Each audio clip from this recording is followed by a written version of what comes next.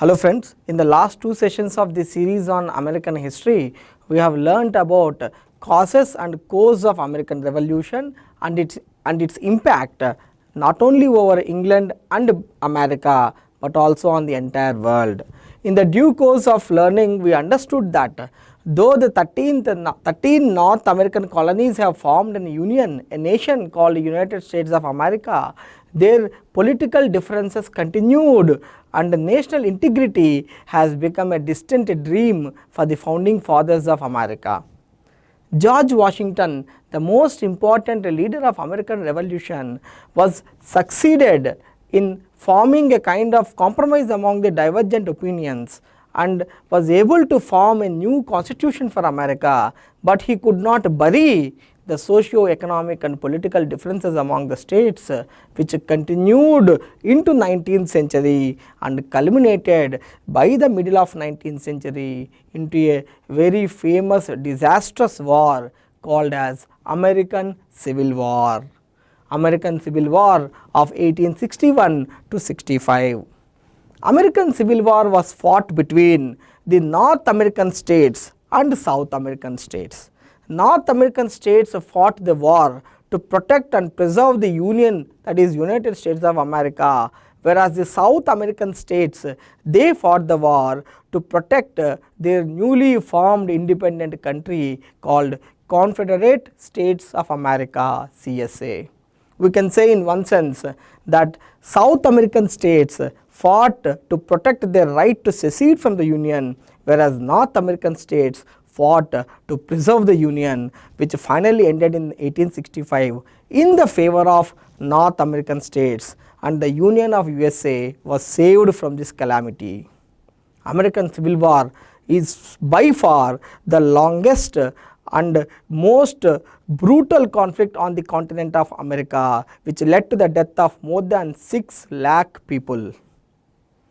So in this session, we will understand about the background that led to American Civil War, the causes of American Civil War, and also in the subsequent two sessions, we will understand the role of Abraham Lincoln, the president who led USA into American Civil War, and the impact of American Civil War. Now we will focus on what are the causes and circumstances that led to American Civil War. Causes for American Civil War can be categorized into 4. Of course, we are going to study them in a chronological way, but we have to understand that there are 4 basic reasons, and these 4 basic reasons we will understand and we will try to analyze in a chronological way. First and foremost, there were diverging opinions among the states of USA on the powers of union. What should be the powers of union? What subjects union government has to deal and what subjects must be left to the state governments, whether the states have a right to secede, whether the union is destructible or indestructible. This was a major issue in the American nation from the times of the formation of American Constitution itself. We can say from 1789 itself this issue was there, and this undercurrent issue continued into 19th century and can be stated as one of the reasons that led to American Civil War. Second, American nation USA witnessed rise of economy after independence. We know that one of the main reasons that led to American Revolution itself was the British colonial policies which restricted the economic development of American colonies. Once British rule has ended, once they came out of the control of the mercantilist policies of England, American colonies went on to develop their economy.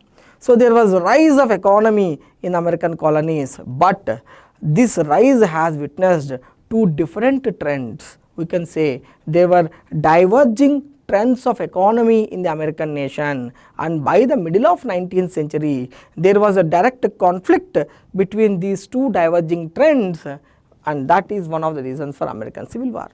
In a very simpler way, we can say that the North American states developed capitalist industrial economy which was in conflict with the South American states plantation economy, and this conflict of economy is one of the important reasons that led to American Civil War. And final third one and the most important one, the question of slavery.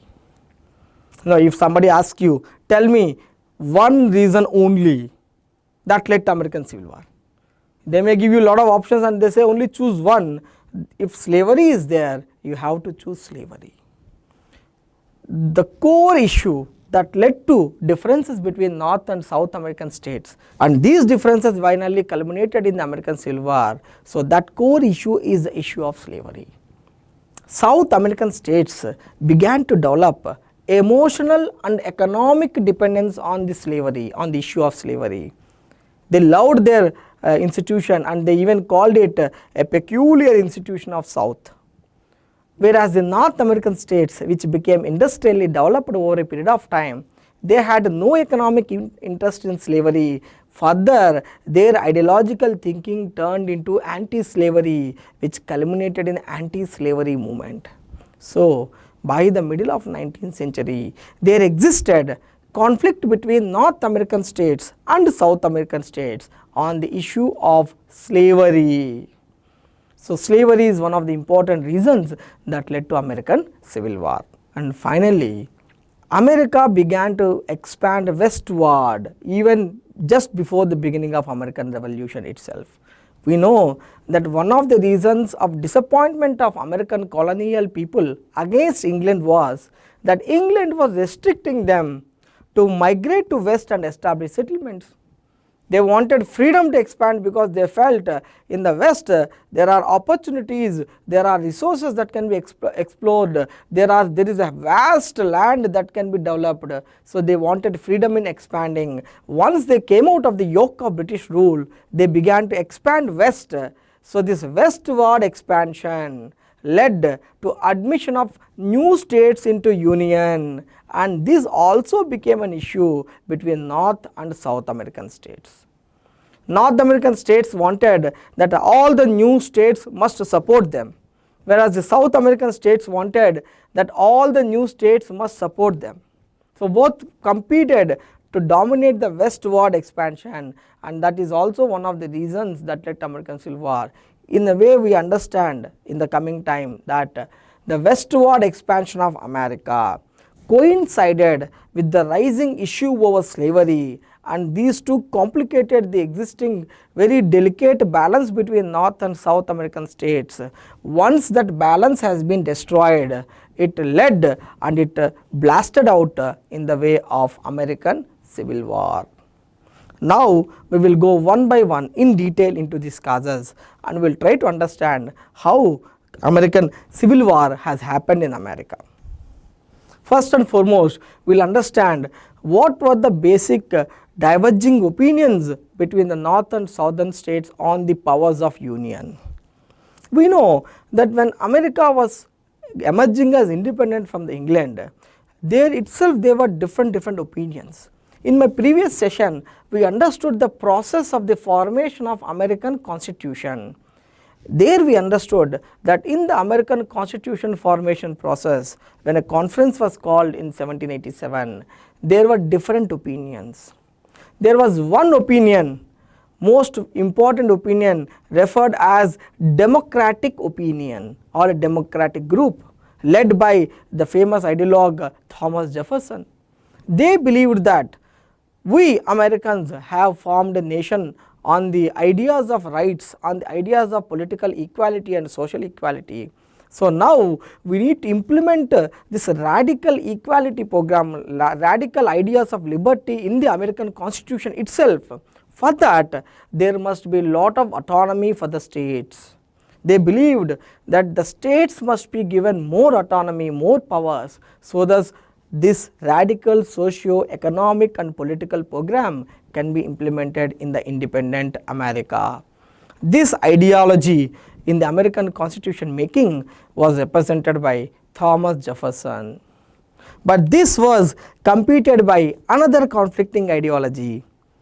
This was represented by John Adams, another important philosopher of America. John Adams and his supporters believed that yes, we have formed a nation based on ideas of rights, equality, popular sovereignty, but America is still economically backward. America has a challenge of integrating these 13 diverse states into one nation. So at this juncture, we need to go slow in implementing the reforms. We need to go in a step-by-step manner. First and foremost responsibility before us is the integration of America into one single nation. And once this integration is achieved, then we can implement the radical socio-economic programs. So for the time being, we need to be a bit aristocratic in our outlook. So this group was called as aristocratic group, and this group believed that in order to implement this kind of controlled growth in America, we need to have a strong center. Center must be having, or the union government must be having powers to control the states so that economic development, social development goes on smoothly. So there was a big conflict between these two groups. That is why you will see that American Constitution making process went on for almost 2 years. However, George Washington and his ability to convince others, his leadership qualities, was able to bridge the gap between these two groups, and finally in 1789, American Constitution has been formed. This American Constitution took the flavors from both groups, and finally, due to the inclination of George Washington towards the conservative thinking, it gave limited powers to states, and limited powers were still left with union government. Of course, when you compare with Indian Constitution, you would say that American Federation was very weak. However, in those days, it was expected American Federation to be stronger when compared to what was expected by the Democratic group. So they gave an equal proportion of value to both ideologies, and they were able to form a new American Constitution in 1789. However, this Constitution was accepted by all states, but the powers and privileges granted to the union government in this Constitution were not universally accepted, and that led to the continuation of political differences among the American states of USA. The 13 American states which were initially formed continued to indulge themselves in political differences, and there were two major aspects over which these political differences continued. First was what should be the powers of the union. Some states still wanted more powers for the union, some states wanted reduction of the powers in the union, and they wanted less interference of union government in their internal matters. And second and most important issue was whether the states have sovereignty or not, whether the states have a right to secede from the union or not. This was another important issue. These two issues of state sovereignty and union power continued in the American nation. Whenever a new state have been joined, they also became part and parcel of this conflict that was there. So these were the two issues which continued among the American states. So there was never a complete integrity of American states in USA. The integrity, political integrity of American states was unfortunately compromised because of these two reasons. So we can say that these underflowing reasons continued into 19th century and created a foundation for conflicts between North and South American states. Now we will go to our second reason, that is the rise of diverging economic interests among the states of America. We know that when America was formed, there were 13 American colonies which converted into USA, and most of them are located in the east coast of Atlantic. In the east coast of Atlantic, they were located in such a way that the northern states enjoyed subtropical climate, whereas the southern states enjoyed tropical climate. There were climatological as well as evolutionary differences between north and south states. So these differences continued into the independent American nation as well, and that led to the rise of two different economies in America. On one hand, in the northern states, which were endowed with mineral resources, which were endowed with human resources, there was rise of capitalist industrial economy.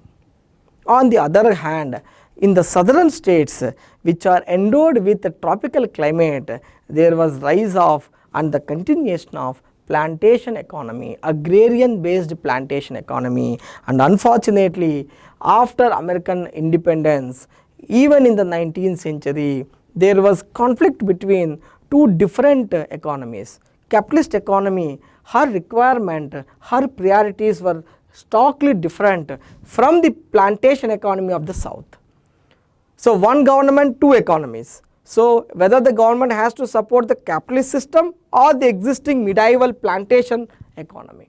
So, there was conflict in the in the USA between the capitalist economy and the plantation economy. Now, we will understand in further what and in how the North American states witnessed the rise of capitalist economy and how they began to have a conflict with the plantation economy of the southern states.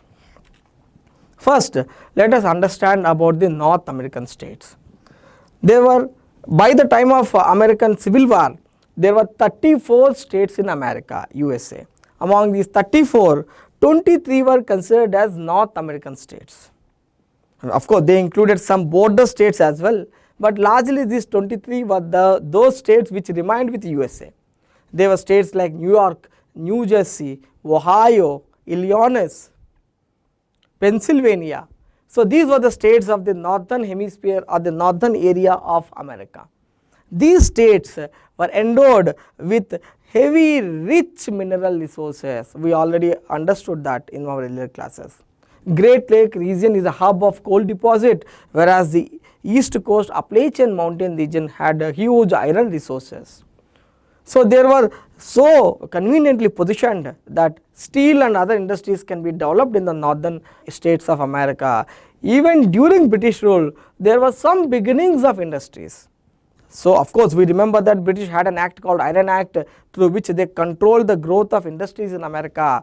Despite that, there was some rise of industries, some development of industries even before the America got independence.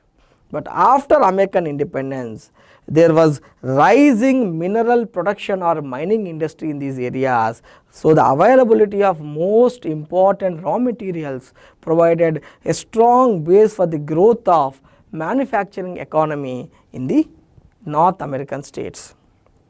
This existing mineral resources facilitated by the existing strong human resources in North American states. We have seen during our American Revolution that America was witnessing the rise of modern education system. There was no church domination on education. There were already existing great universities like Princeton and Yale. And most of these universities were established in the North American states. So, there was already existing considerable base of education in North American states. This was further supported by the independent US government. US government began to establish public educational institutions, and these public education institutions further widened the existing education and literacy in the North American states. So, existing of natural resources, development of human resources provided a considerable strong base for the rise of industrial revolution or manufacturing industries in the North American states. And these resources were also supported by rising transportation facilities in the North American states. North American states were endowed with flourishing ports even before the independence of America. We studied about Boston Port and how it was involved in the American Revolution. There was also Port of New York. In fact, the northern coast of American colonies were well used by Britain for her navigation and trade, export and import between America and Europe. These ports continued to enjoy the similar support even after independence, and there were further development of navigation industry in America. We have seen in our last session that America promoted private navigation. America opened up her ports to the private navigating of private ships. So, this led to the rise of port and port-led transportation facilities in the North American states, and this was further supported with the coming of railway network in the North American states. North American states began to witness crisscrossing of a railroad network. There were railways, and then as in the hub and spoke method, there were roadways that are connecting to the end users or from to the originating places of the raw materials.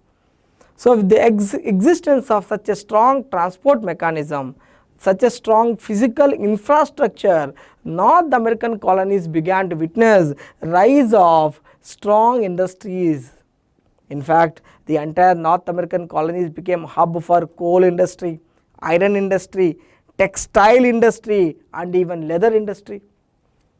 From core industries like coal and iron to the consumer industries like textile and leather, North American states became extremely industrially very rich. As we all know, the new government that has come in USA has become very pro business, and that helped them to rise in the economic activities. So, we can say that by 19th century, North American states began to witness a flourishing mining industry supported by flourishing transportation system, and these two helped the rise of manufacturing industry or capitalist industries in the North American states. So, Northern American states emerged as a capitalist economic area. Fine. Because of this development of capitalism in the North American states, they began more and more dependent upon industrial labor. When we studied industrial revolution, when we understood, we also came to know that in the modern industries, we need labor who are skilled or semi-skilled. Unskilled labor requirement was less in industries. You need skilled labor, semi-skilled labor. In fact, scientific organization of labor, establishing a proper hierarchy of work, having modern marketing systems, having modern sales system, having modern packaging system, these all were part and parcel of modern industries. So, with the rise of modern industries in North American states, they became more and more dependent upon the availability and the quality of industrial labor. There we can understand that the old institution of slavery, which was already existing in America, began to lose her economic importance in the North American states. So, North American states became emerging industrial economies, and they became dependent upon the industrial labor. Further, because of the rise of this modern industries, they wanted more profit. One major problem faced by the northern industrialists was competition from the Europe. We know that from 1750s itself, England began to witness the rise of industries. Textile industry was first most successful in England. But after 1815, the end of Napoleonic wars and rise of peace and stability in Europe, industries began to grow in France and other European states. So, with the rise of industries in the East, there was competition for the American manufacturing industries. So, their major interest in the North American states was to protect these nascent new industries of North America from the competition coming from Europe. For that, they began to demand the government to establish and to levy high protective customs import duties. So, they wanted government to adopt the ideology of protectionism by levying high protective tariffs, import duties, so that they can sell their products in their country. So, against the spirit of free trade, they wanted the government to establish high protective tariff. This was one major demand for the North American colonies. In the coming time, in the next 10 minutes, we will understand how this demand for high protective tariff of North American states became an issue between North and South. Fine. Because of this emergence of a new economic system, the North American states began to witness growth of progressive and democratic ideas. There were rise of middle classes in North American states. We know how directly industrial revolution facilitates the rise of middle classes. Engineers, doctors, managers, capitalists, bankers, financiers, insurance people. So all these are middle classes. With the rise of one industry, you will find hundreds of middle classes taking birth. So North America witnessed the rise of new urban centers and on the other hand new middle classes. And these middle classes began to nurture the ideas of modernity, ideas of social equality, ideas of political equality, ideas of liberty. So there were rising progressive ideas. So there were a rising new modern society in the North American colonies. So this rising modern society and rising modern economy both contributed to a democratic outlook in the North American states. So we can say that by the middle of 19th century, North American states witnessed social, economic and political modernization. They were forward looking. And one important thing out of it is, because of their forward looking, their democratic thinking, they began to oppose and despise the institution of slavery. We will come to the next point and understand how their hatred towards slavery was one of the major issues between North and South. Now we will go to the rise of economy and the different category of or different type of economy of the South and try to compare with the North. We know that South American states like Carolina, South Carolina, North Carolina, later Georgia, later even Florida, which was taken over from Spain. These all area was basically having a tropical climate. When you look at Europe, one of the major disadvantages for the Europe was it never had a tropical climate. So tropical products like cotton, sugarcane, which are very, very important raw materials for the industries, could not be cultivated in the Europe. Whereas the South American colonies, South American states now, they are bestowed with this tropical climate. So there was suitability for plantations. In fact, these plantations lay at the root of development of American colonies. So there were cotton plantations, there were sugarcane plantations, there were tobacco production. All these were very, very high in the southern states. Unfortunately, the southern states did not have access to the mineral resources, whether it is coal, iron, their availability was less.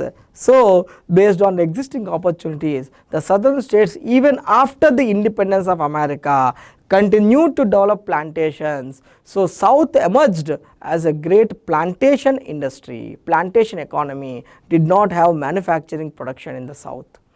So because of this, unfortunately, they were dependent upon either the northern states of America or the Europe for the manufacturing goods. They are very rich in agriculture and plantation, but for the finished goods like textile products, etc., they have to look towards outside. Fine. Because of this lack of mineral resources and more focus on plantations, there was some kind of conservatism in the South. Now we will come to that. Fine. This we all know that already the southern colonies are rich in plantation, and we expect that with the rise of modernity, industries will come up. But however, the plantation industries or the plantation agriculture of the South received further impotence after American Revolution. After American Revolution, gradually England by the beginning of 19th century became a biggest textile producing nation of the world and began to look to import cotton from America. So the demand for cotton, especially cotton, though we had demand for sugarcane, tobacco, cotton was the core. So the demand for cotton from the south states of America became very high in the Europe. So cotton sales became highly remunerative. So was the case of the sales of sugarcane. This was further improved with an invention of a new machine or a new instrument in Europe called cotton gin. We know that one of the major time consuming activity in textile production is removing seeds from the cotton. So you need cotton without seeds, and every small flower will have one seed. You have to remove one by one, one by one. Europe have invented a new machine by the end of 18th century called cotton gin, which was able to mechanize the seed removing process from the cotton. So conversion of the raw cotton into a cotton that can be used in textile industry became very fast. So, this led to increase in the production of textiles in the Europe and England. Further, the demand for cotton increased in the American colonies. So, by the beginning of 19th century, there was a rise of demand for cotton. So, the plantation economy already existing in the south began to expand. In the 19th century, plantations began to further expand in the southern states. So, plantation owners became, the owners of the plantation became the most important class of the southern states of USA. Further, you know, the removal of British colonial policies and the rise of new government led to free flow of goods across the Atlantic, and the profitability of selling of raw materials increased. So, the entire economy of the southern states began to surround around the plantations led by cotton for the sugar cane and tobacco. Whenever we think of plantation industries, even today, the most important factor of production that decides the profit of any plantation is the labor value. Plantations are labor intense activities. You take the case of cotton. The most important activity in cotton cultivation is plucking the seeds of cotton from the cotton plant, which can be done only manually. So, you need huge labor to harvest the crop of cotton. So, cotton and other plantation industries were heavily labor intense industries. So, if the cost of labor is less, the profit would be more. So, this is one important factor where we can understand that the labor requirement decided the future of South American colonies. They were dependent upon slaves to provide this labor. Slavery was the most important system of the South, because slave provided free labor. You may be providing them with food and other amenities which are very cheap. You are not going to pay them in money or pay them in material for their work. Slave labor is a complete free.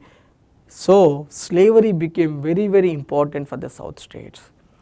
They wanted to continue the institution of slavery in order to make their plantations profitability. So, slavery emerged as the core of southern states economy. Economic importance was very high. Further, because of complete dependent upon plantation industry and plantation products being exported to Europe and other parts of England and other parts of the world through ships and ports, the internal transport infrastructure did not develop much in the southern states. Southern states, even by the beginning or the middle of 19th century, they were having poor social and physical infrastructure.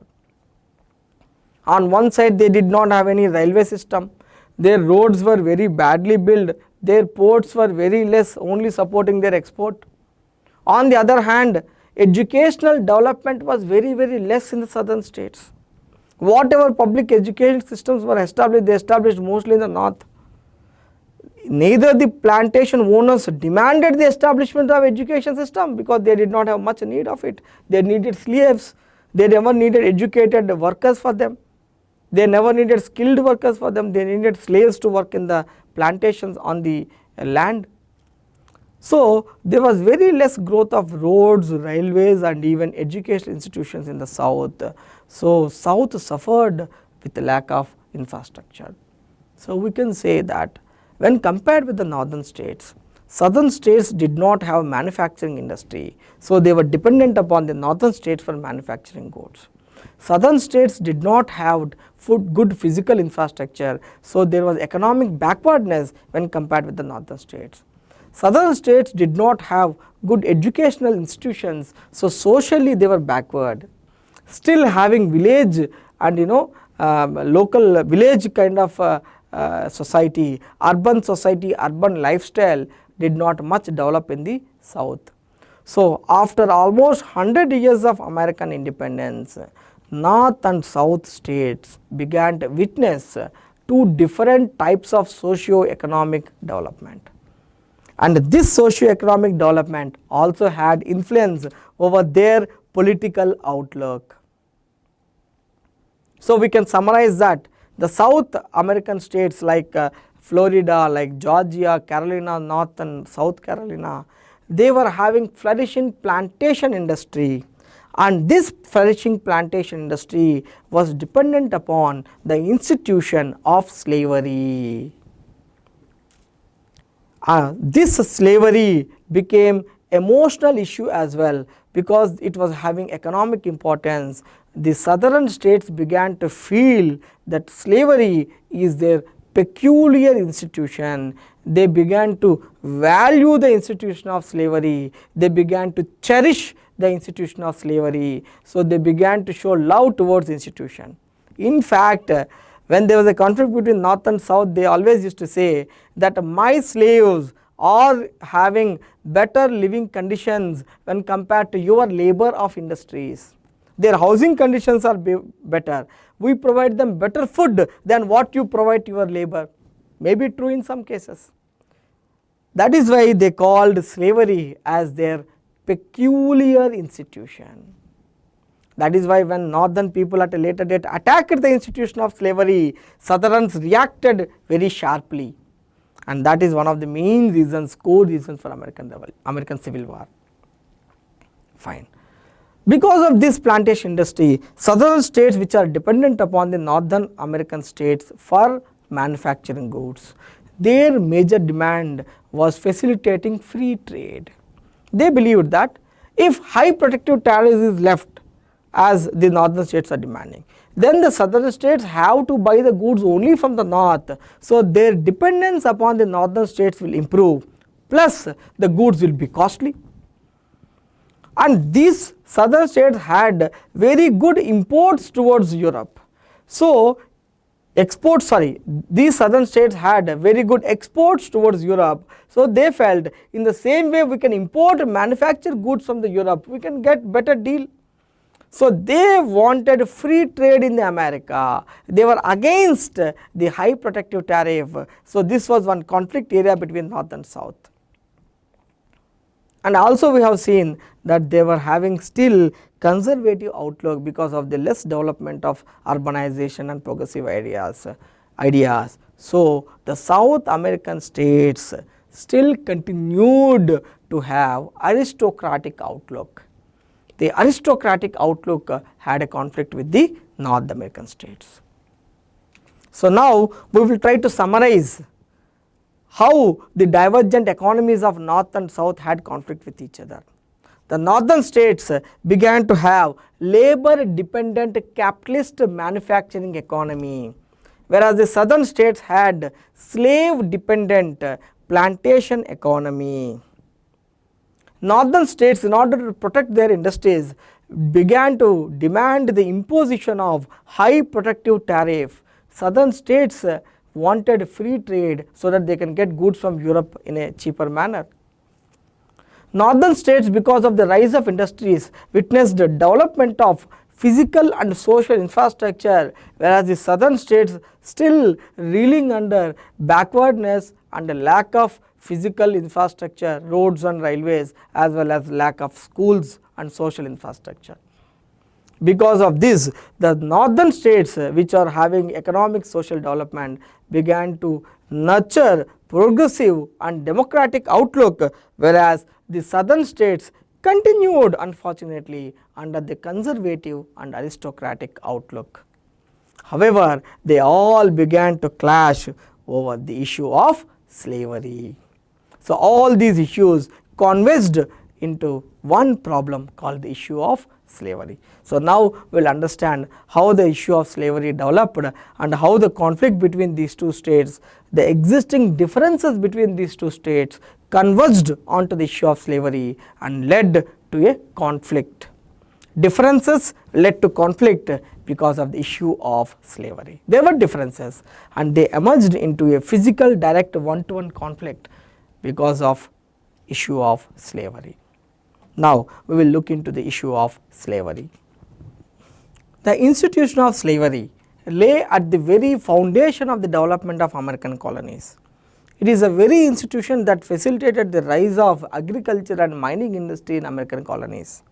When American colonies were first set up, the Europeans began a new mode of trade called triangular slave trade. In the triangular slave trade, they used to bring their money and their all rich things on luxury goods to the African coast, especially the west coast of Africa. They used to purchase Africans as slaves from their tribal leaders by bribing them with money and lot of luxury goods, and they used to take those Africans in a special kinds of ships to the coast of America, especially the east coast of Atlantic of America, where they were put to work in plantations and mines, and these products were taken to the European continent. This peculiar triangular slave trade ran for about 200 years, which brought huge Africans into America and made them slaves, and there was huge Afro-American population in America. By the time of America's independence, most of them were reeling under the institution of slavery. These slaves were considered as a wealth by the Americans. It was said that in America, for every European, there was one African who was to cut the trees and to fetch the water. Even for the basic requirement, they took the help of Africans. So slavery was an institution in America, had huge economic importance.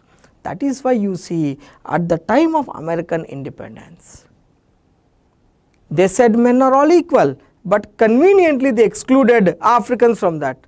So the principle of equality was not granted to Africans because they wanted Africans to work as slaves for their own material benefit and material advancement. But however, the things changed, situation took a different turn. In the North American states after American Revolution, there was rise of capitalist industrial economy where the economic importance of slaves has come down. Further, due to rise of urbanization and progressive ideas, there emerged among the North American states anti-slavery thinking. This was supported by the rising international opinion against slavery. So rising international European opinion against slavery supported this thinking among the North American states. So by the beginning of 19th century, gradually North American states began to nurture a new anti-slavery movement. So once slavery was their most important institution, and now the North American states continued to have a movement against slavery, anti-slavery movement. And unfortunately for America, the rise of anti-slavery movement coincided with the rising economic importance of slavery in the southern states. Northern states are ideologically now against slavery, whereas the southern states are still economically dependent upon the institution of slavery for their plantations and for exports. So there existed and there began to rise a conflict between North and South over the issue of slavery. In 1808, the American colonies or USA stopped the import of slaves into America. So the triangular slave trade finally ended in 1808. This was a success for the North American states, and the southern states began to fear that this may affect their availability of slaves. And most importantly,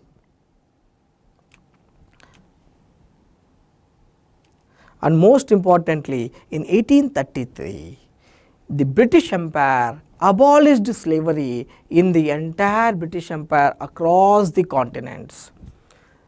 With the abolition of the institution of slavery, there emerged another new way of anti-slavery movements in the America. In fact, in the North American states, first time there emerged an organized opposition to the institution of slavery with the establishment of a new American Anti-Slavery Society.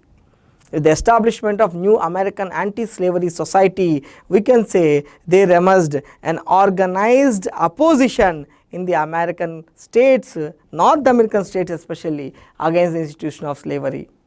They began to oppose institution of slavery to the detriment and to the fear of South American states. Further, they adopted a multi-dimensional approach to attack the institution of slavery. North American states, after the establishment of anti-slavery society, on one side they continued ideological opposition to the institution of slavery. There were n number of books, articles, plays that were written during these times against the institution of slavery. One very popular thing was a novel named Uncle Tom's Cabin.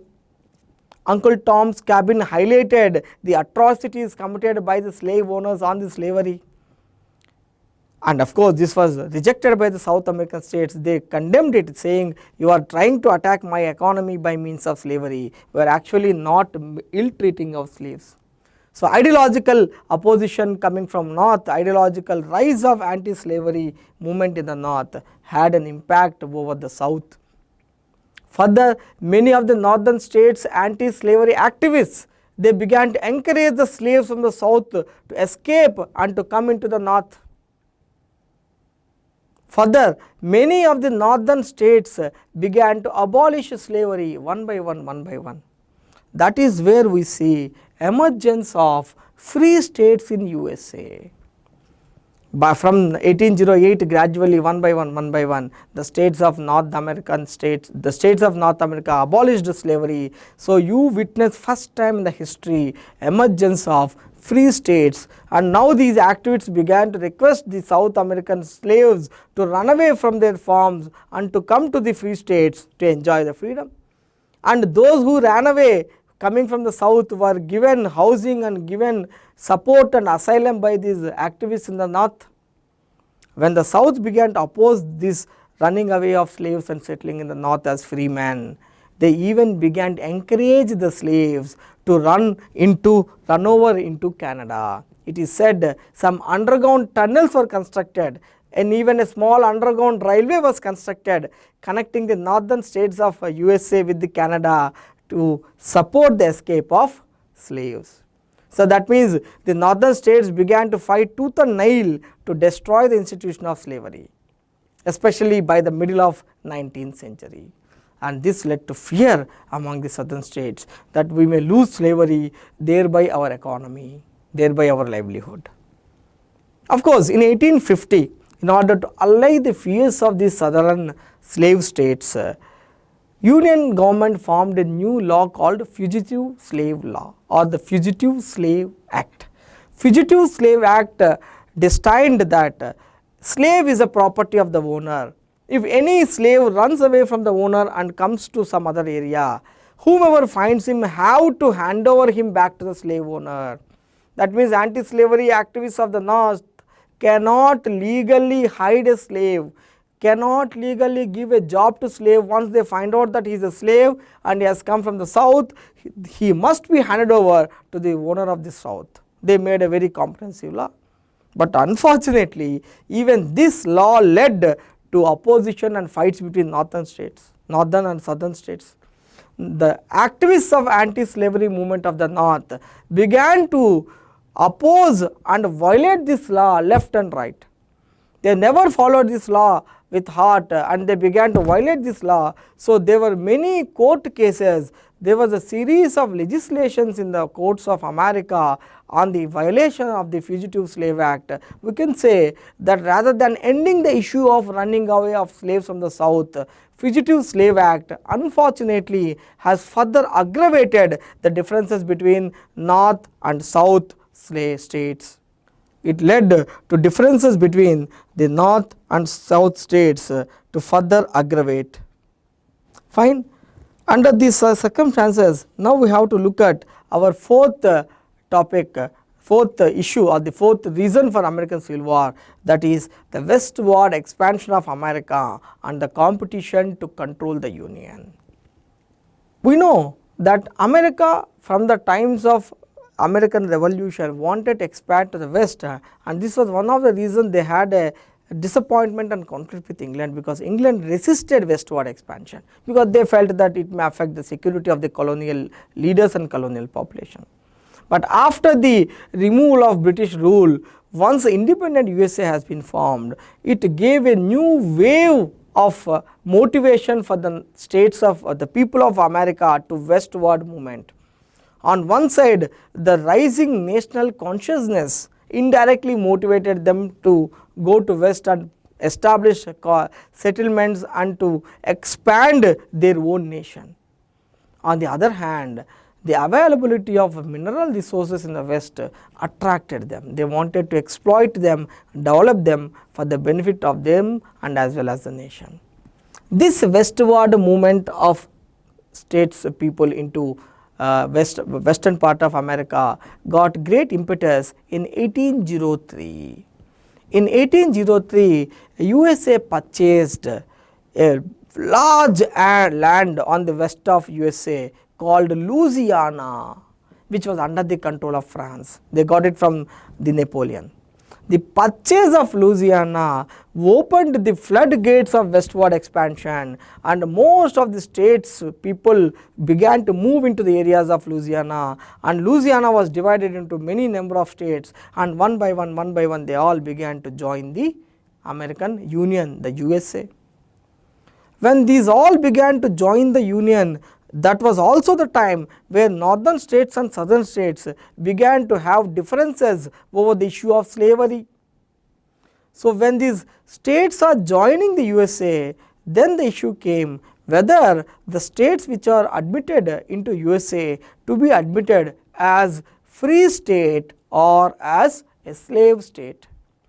Northern American states wanted them to join as free states, so that they will join the North American states and the influence of North American states will increase in the Union government. Whereas the southern states wanted the states that are newly admitted into USA to be admitted as slave states, so that their influence can be increased. In fact, they feared southern states. If all of them join as free states, at one point of time the Union of USA, the central government of USA would be dominated by the free states, so that may lead to the abolition of the institution of slavery. And northern states feared that if all of them, all the western states join as slave state, then that may lead to extension of slavery from the southern part of USA to the western part, and from there that may even impact the northern part. So, the westward expansion coupled with the existing issue of slavery led to conflict between northern states and southern states over the domination of Union. We know that when America was formed as a federation, it had two houses, House of Representatives and Senate. House of Representatives was sent from the states based on population, whereas Senate gave equal importance to each state, irrespective of their size and population. So, more the number of states supporting one idea, more the chances of that idea gaining a success at the central government. Also the post of president, if more the states vote for one candidate, so he will be president against the interest of a minority states. So, both slave states of south and the free states of north wanted their own president, their own domination. So, they began to compete whether the new state has to be admitted as a free state or slave state. However, in 1820, a compromise has been arrived. We know that the Civil War did not happen in 1810-20, it happened in 1860s. Because in 1820, both states were able to sign a compromise, and an act was formed called 1820 Missouri Compromise. It was also passed an act by the Congress of America. Missouri Compromise was formed during the times a new state called Missouri when it was joining the USA. Missouri was also part of the area of Louisiana. Missouri joined as slave state, and the northern states, the free states, were worried that the population of slave states is rising, number of slave states is rising. So, they agreed, both the states, that let us decide a geographical boundary. Let us decide one line where beneath the line all slave states and above the line there must be all free states. So, they decided in 1820 that the states or the colonies which are joining the Union, which are north to 36 degrees north latitude. 36 degrees north latitude. If you are above position, then you must join as free state. If you are below the 36 degrees north latitude, then you must join as slave state. Geographical line has been formed. We don't care about your economic requirement, we don't care about the interest of the population. If you are falling in either one of the geographical area, then you must join as a slave state or free state based on your location. So a full stop was kept for this issue in 1820, where a geographical boundary has been delineated. Simple solution. And this worked fine for some time. We can say for another 25 to 30 years, Mussoorie Compromise worked fine. But by 1850s, the conflict between north and south states reached new proportions because of the complications of protective tariff and slavery. Under these circumstances, again issues has popped up. 1848, a new state called the state of Texas joined the American Union, and it joined as a slave state. Texas, we know, is in the southern part of America, very big, large populated. Texas joined as a slave state, and northern American states now began to oppose. They are not even ready to accept completely the Mussoorie Compromise, so they began to oppose the joining of Texas as slave state. Then the real conflict emerged in 1850. In 1850, another new state, the very large, resourceful and highly populated state called California, was admitted into USA. In fact, California was won by USA by waging a war with Mexico, and California, which was having already huge mining industry, gold mines were found, was admitted into USA, and it was admitted as a free state. There was a reason. California did not have much slavery, and there were already huge amount of labor in the mines of California. So the state of California preferred to join as a free state, and it was admitted as a free state. With California joining the USA as a free state, now the numerical balance of the states shifted towards north. Now, North American states began to have a numerical majority in the USA, and that sent shock waves into South. In fact, to allay their fears only, in 1850 same year, the Fugitive Slave Act has been passed. So California was admitted, Fugitive Slave Act has been passed, and we know that Fugitive Slave Act did not work well to control the issue of slavery. So after 1850, again the westward expansion began to have a conflict between north and south, because now the northern states are having benefit and advantage and majority in the USA, and the southern states began to fear that. So by the middle of 19th century, because of these slavery and the issue of controlling the union and the issue of high protective tariffs or the free trade, North and South American colonies began to differ on various counts, and they are competing to dominate the union government, and both are trying to pull the policies of union government towards their interests. Under these circumstances, there happened a sequence of events from a beginning in 1850, which finally culminated in the American Civil War. Now we will see the sequence of events that led to American Civil War, or we can say that the immediate events that led to American Civil War. After 1850, three major events led to the culmination of the conflict between northern states and southern states, leading to American Civil War.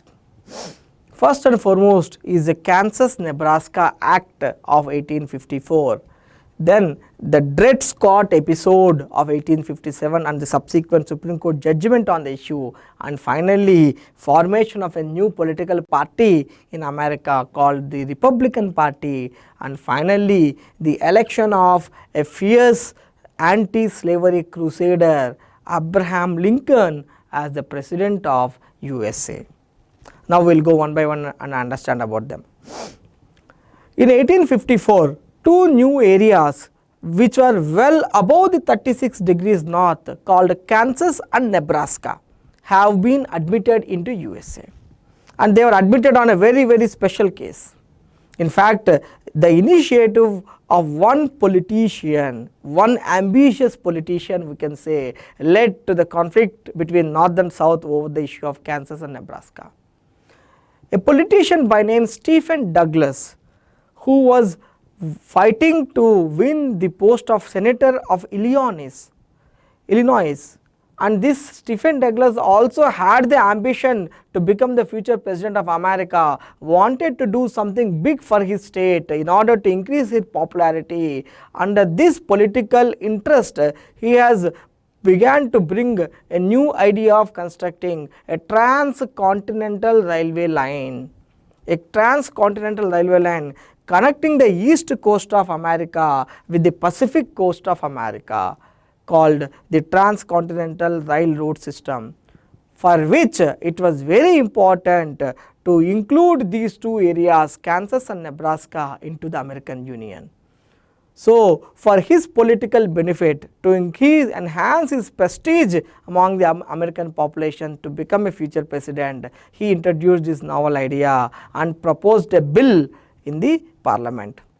However, this Kansas and Nebraska are well above the 36 degrees north, so if they are admitted, they would be admitted as free state. So, the senators from the southern states, the colleague senators of Stephen Douglas from the Senate of southern states representatives, they opposed this idea of including them into the union. In order to appease them, as well as to increase his prestige in the southern states, Stephen Douglas proposed modification of the Missouri Compromise itself. Because of the 36 degrees north only, Kansas and Nebraska would be free states.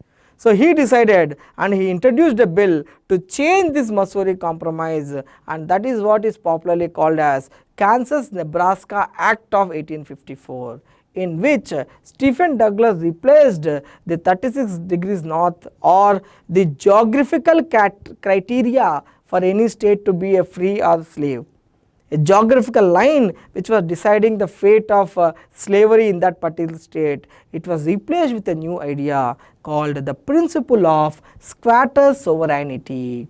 It is nothing but the principle of popular sovereignty. It said that whether a state to be a free state or the slave state must be decided based on the interests of the settler population.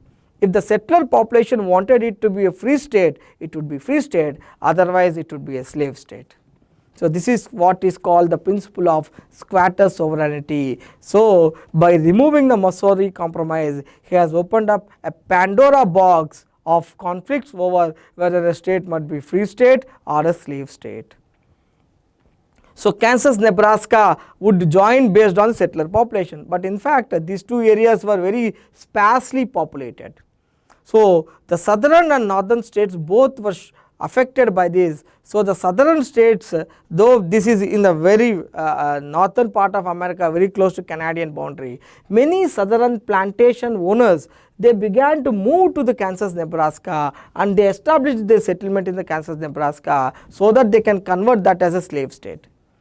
And then the northern states also, people began to move to Kansas and Nebraska to compete with them, so that the settler population completely would not become slave supporting population.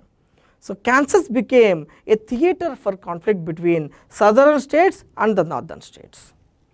In fact, there happened many physical violence, incidents of physical violence in the Kansas and Nebraska. There were lootings, attacks on each other, and also murders.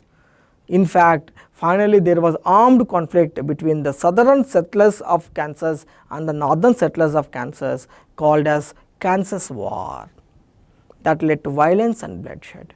So, first time in the history of America, The ideological, political, economic, social differences between northern and southern states witnessed a physical violence, a war called Kansas War, which further complicated, further alienated the north from the south. North feared the spread of slavery from south to north, the Kansas area, and the south feared that rising importance, population and strength of north may lead to the abolition of slavery. So, Kansas War is a very important episode. In fact, it is also called as a prelude to the Civil War. In fact, they joined after or during the course of Civil War. They could not join immediately because of this conflict over Kansas, whether it has to be slave or free state. The second important event is the issue of a slave called Dred Scott. Dred Scott was a slave of a southern plantation owner. He ran away and comes into the northern states, hides at some place and began to live as a free man, because in many of the northern states slavery is abolished. Finally, this unrelenting slave owner of the south finds out where the Dred Scott is living, and he files a case in the Supreme Court requesting the state of North to hand over Dred Scott to him according to Fugitive Slave Act. And the Supreme Court issues a judgment in 1857 on the Dred Scott affair, of course upholding the Fugitive Slave Act, but the statements issued by Supreme Court during this judgment in a way highlighted the existing legal and constitutional backup for slavery. Slavery is not banned according to American Constitution, and the Fugitive Slave Act supports the institution of slavery, but the Supreme Court, the highest independent judiciary of America, giving an open judgment with statements strongly supporting the institution of slavery, sent shock waves to the northern states. Now they feared, they shocked. That means even the legal system is now going to completely back the institution of slavery. So slavery gradually will, from the south, will spread into the west and gradually enter back into north. In the Dred Scott judgment, Supreme Court said that no black American or a Negro can be citizen of USA. And they also said that slaves are the property of the slave owners. So no Congress, no legislature can deprive the slave owners from the slaves. So slaves should be with the slave owners. They strongly supported. This again sent shock fears in the North American states, and they began to fear that now legal constitutional backup for slavery is increasing, that may lead to the spread of slavery into the north again. Under these circumstances, a new political party was established in USA, especially in the North American states. The new political party, in fact even today the most powerful political party of America, the Republican Party, was established in 1850. Republican Party was initially established as a reaction to the Kansas-Nebraska Act, where the Missouri Compromise has been set up and a possibility of Kansas and Nebraska joining union as slave state has emerged, which was impossible under Missouri Compromise. Republican Party was basically a breakaway party from the existing Whig Party, but most important leaders of Whig Party joined Republican Party. And Republican Party came forward with a two-pronged program or with a twin objective. First and foremost, they wanted the imposition of high protection tariff to protect the native industries of America, traditional demand of North American state. And number two, they were against the extension of slavery. Be very, very clear. Nowhere Republican Party said that they want abolition of slavery. The Republican Party only said that they are against the extension of slavery. But however, most of the anti-slavery activists, the leaders of anti-slavery Society of America, activists, lawyers, all of them joined Republican Party. So though Republican Party never directly told that abolishing slavery is their objective, its image was created among the entire US population as an anti-slavery party. And the Dred Scott judgment made the Republican Party much more stronger, because the population of North American states now began to support the Republican Party because they feared after Dred Scott episode that now slavery is a reality and may even come back to the northern states which have abolished slavery. Under these circumstances, the Republican Party decided to enter into direct politics, and they even fielded a presidential candidate in 1856 elections itself. In 1856 they could not win, but they made a significant impact. But in 1860 the theatre was set that Republican Party emerged as a very strong party in the North American states, and unfortunately for the Democratic Party there were some divisions between the Democrats of North and Democrats of South. So Republican Party in 1860 put up a formidable fight in the 1860 presidential elections, and they announced the most important fierce activist against slavery, Abraham Lincoln, as their presidential candidate. And Abraham Lincoln was competing none other than the Stephen Douglas of Democratic Party, the man who initiated this conflict in 1854. So the epic presidential fight between Stephen Douglas and Abraham Lincoln happened in 1860. To the surprise of most of the US population, the new party, Republican Party, and the new leader Abraham Lincoln wins the presidential election, and Abraham Lincoln elects as a president, so that the entire Republican leadership got elected later on to the Congress. So Abraham Lincoln gets elected as the President of America. Once Abraham Lincoln gets elected as the President of America, this sent shock waves in the southern states. They are shocked. They know that the Republican Party is very radical and they have anti-slavery sentiments. And also Abraham Lincoln was very popular as an anti-slavery activist.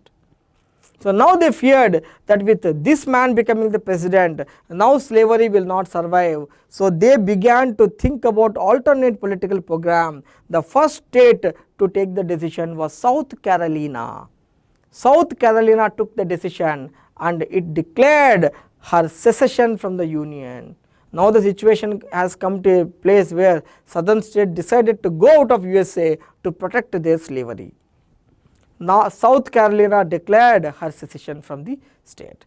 Gradually another 6 states went out. Finally states even like Alabama, South Carolina also joined. So 11 states altogether by the Jan-Feb-March of 1861 separated from the USA, and these 11 states formed a nation for themselves and they named it as Confederate States of America, CSA. A new nation has taken birth with these 11 colonies. Confederate States of America elected a very famous politician called Jefferson Davis as their president, and they formed a new constitution very quickly because they emulated mostly USA.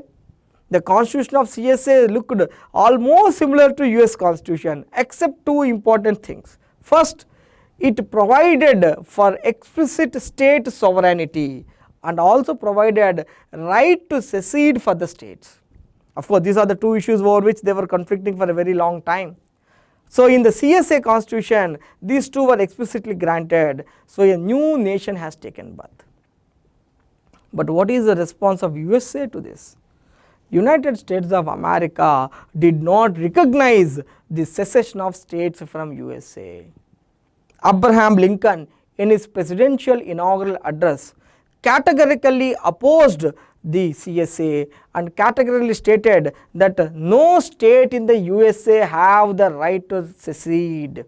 He said that the federation formed under the name of USA in 1789 is indestructible, it is imperishable, it is incontestable, that has to remain. Any differences you have we can settle within the country, within the nation itself, but no state has a right to secede. For that he even explicitly said that I am giving a commitment, I am giving a promise that I will not interfere with the institution of slavery of the southern states. I may be anti-slavery activist, but as a president of USA, I am the president of the southern states as well. So I will not interfere with the slavery system of South. So please rejoin. A series of negotiations have begun between northern USA and CSA, but unfortunately nothing came out of it. And finally, in the mid of 1861, CSA gathered an army and attacked a place called Sumter. The attack on Sumter of 1861 led to American Civil War. So, USA also gathered her army, declared war. So, the southern states now formed under the nation CSA began to fight with the leftover 23 northern states called as USA. This is what we popularly called as American Civil War. Then the question comes, though North and South American states had economic, political, social differences, finally the Civil War was fought on one vital question: whether the Union is destructible, whether the states have the right to secede or not. So, for USA, the war was fought to keep the nation united, and for the southern states, the war was fought to prove their right to secede. That this is the main reason. Protecting the Union is the main reason for Civil War, has been proved by various speeches and statements of Abraham Lincoln. Abraham Lincoln at one point of time said that, if I could save the Union by freeing all the slaves, I will do it. If I could save the Union by not freeing any slave, I will do it. If I could save the Union by freeing some slaves, not freeing others, leaving them in slavery, even then I will do it. That means I will do anything to protect the Union. So, the major crux or the vital issue over which American Civil War is fought is nothing but the protection of the Union of United States of America. So, 1861 to 65, the war was a very prolonged, disastrous war. Finally, the war tilted towards the success of USA, and USA was again reformed. The 11 colonies, 11 states were again included and annexed in the USA by 1865. Fine. We will stop this session here, and in the next session we will discuss what is the contribution of Abraham Lincoln in the America during American Civil War, and how his contribution led to the victory of USA in the American Civil War and led to the unification of USA again and made it very, very strong. So, in the next session we will discuss that, and the other session, last small session, we will discuss what is the impact of American Civil War. So, thank you.